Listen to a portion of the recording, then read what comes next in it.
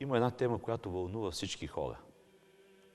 Това е темата за смъртта, за отхождането на човек от този земен свят. Какво се случва с нас? Къде отиваме?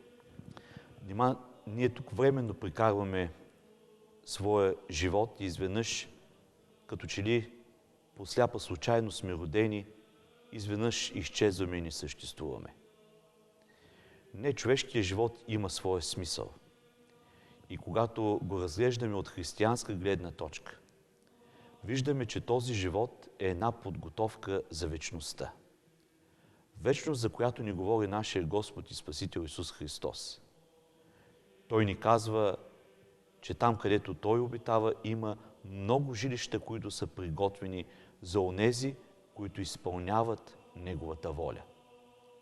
Сам Спасителят в своето обществено служение на няколко пъти възкресява, за да покаже, че Той владее живота, че Той е този, който извиква човешките души към живот и всъщност показва, че има живот след смъртта.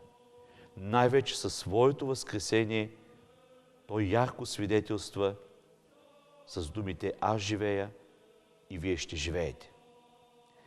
Това дава основание на нас, християните, на вярващите, на цялата църква да разглежда човешкия живот не просто като една сляпа случайност, не като един край, а като едно ново начало. И това най-вече се проявява в честването паметта на светиите, защото ние честваме тяхната памет в деня, когато те са починали, когато са упокоили душите си.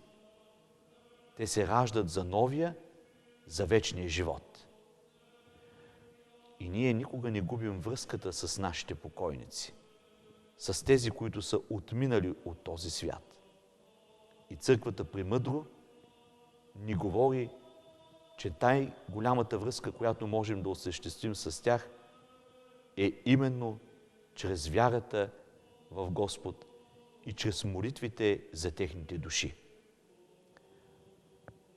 Ето защо църквата е постановила да се извършват различни служби, които служби да измолват, да изпросват от Бога преди всичко прощение на греховете на онези, които са отминали от този свят, но същевременно с това да се яви великата Божия милост и любов към тях и снизхождение и те да обитават в място, където има вечна светлина, радост, там, където е самият Господ.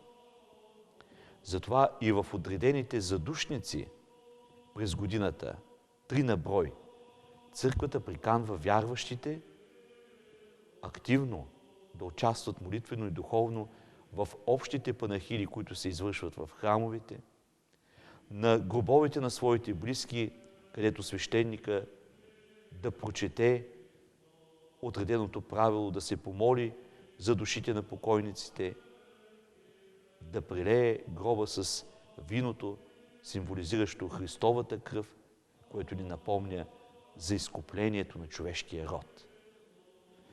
Това не са просто традиции.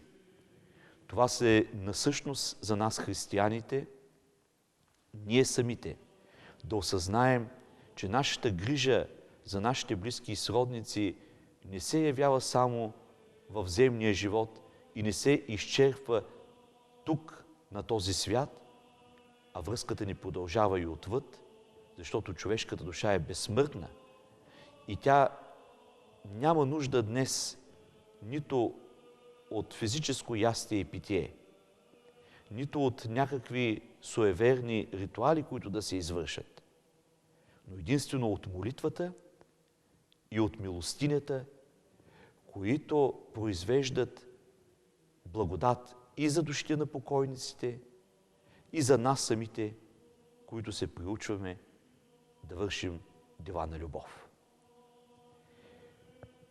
Брати и сестри християни, задгробният живот, безсмъртието на човешката душа, вярата във всеобщото възкресение са изконни, основополагащи догмати на Светата Църква. Не всеки един от нас може да разбере тези догмати, но нека да се доверим на Господ, на Неговите думи, на Неговите действия и замисляйки се за отвъдния живот, още докато е време тук, ние да полагаме грижи и усилия за онези наши близки, познати, а пък дори и непознати, за които да отделим време, труд, да се помолим, да дадем милостиня и да се погрижим за техните души с очакване на спасение и че те ще обитават онова място, за което апостол Павел казва: око не е виждало, ухо не е чувало и на човек на ум не му е идвало онова, което Бог е приготвил за онези, които го обичат. Амин.